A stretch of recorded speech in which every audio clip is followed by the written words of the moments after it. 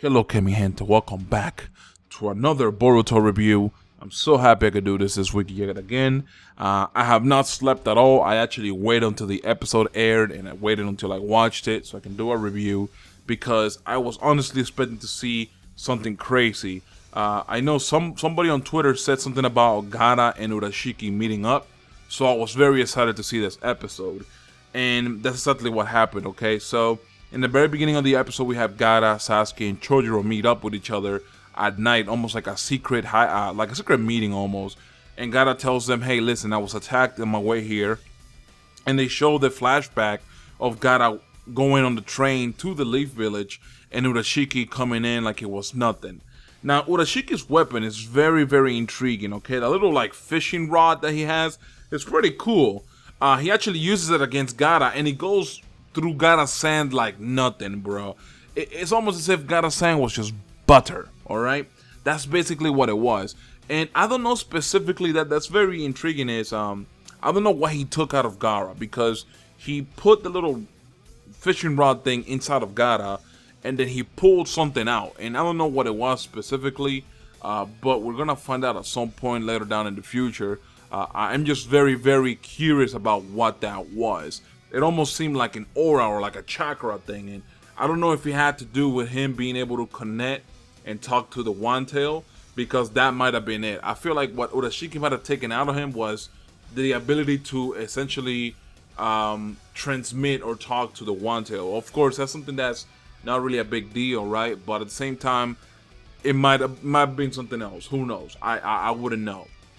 Anyways, when I saw Sasuke and Gaara meet up with Chojuro, it really hit me hard that these people, right, these adults, we saw them as kids on part 1, and now they're the ones that are like in charge of making sure everything's running good within their own perspective or respective villages.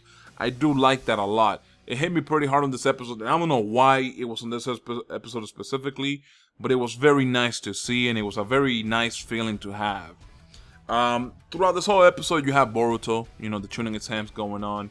The one thing that I noticed that they did a lot of on this episode was that they emphasized a lot on Boruto's like struggle. Okay, if you guys remember on the Boruto movie, when he was about to lose the flag battle, and the triplets were about to take his flag, you can see there was a moment of desperation there. He used a ninja tool. But on this week's episode, it happened the same way, but with the exception of them adding like the flashbacks and him thinking about, oh, I can't lose. And he really emphasized the feeling of him not wanting to lose. It was something that I really, really liked. And it kind of communicated and connected more with me on that sense. Now, overall, the episode with the flag battle, it ended pretty quickly. They didn't really do too much. Every team that was gonna win, basically, they just had little snippets here and there. Like Team Chikadai, I don't know the team number, I apologize. Unfortunately, Melody couldn't do shit against Chinky, but basically that's all they do. They just do a run through of all the fodder ninjas that just get destroyed and demolished.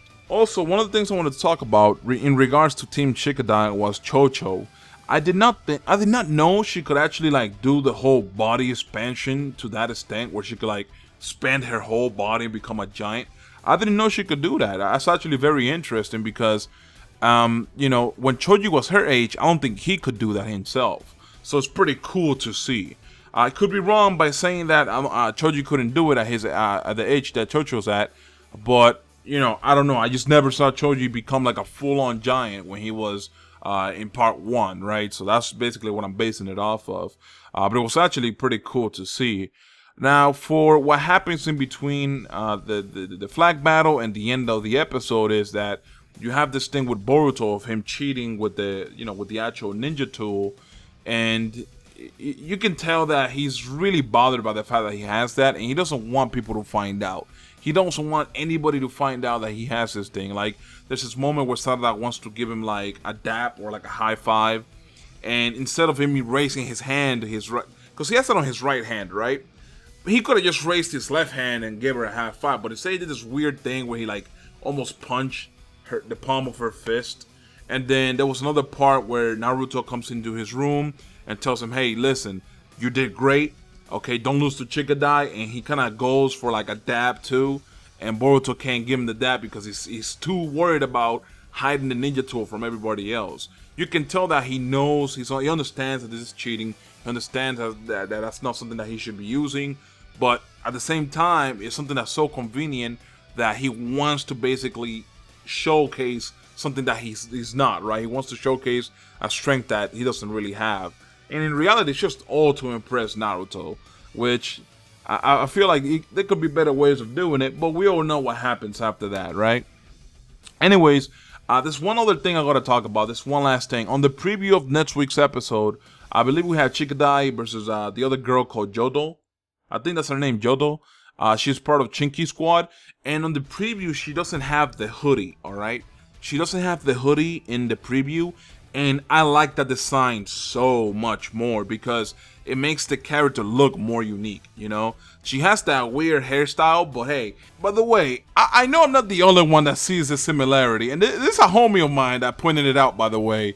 I didn't notice up until now, but she looks a lot like Ino, bro. When you think about it, she looks a lot like Ino. Like, if you told me this was Ino's daughter, I'd believe you. You know what I'm saying? It's pretty crazy. We ain't gonna hate on here, okay? The fact that she went out of her way, took out the hoodie and shit, that's actually pretty nice, okay? I do like that design. I feel that they should keep it that way, although I doubt they're gonna do that because it's basically one of those things where the character probably gets serious, takes up the hoodie to actually fight, and then she'll put it back on just to, you know, resume her day. But overall, man, I really did enjoy the episode. Great job they're doing with expanding the Boruto movie, and dude, I'm telling you, I gotta sing in their praises. I know I do this every week now, but holy shit, bro, when I tell you I was not expecting much from this, I was not expecting much, okay? I was expecting a few things here and there, and that was it, but they blew my expectations out of the water. Anyways, I hope you guys enjoyed this review. Let me know if you did. You leave a like if you did. If you didn't, dislike the shit out of it. I'm out, guys. Peace.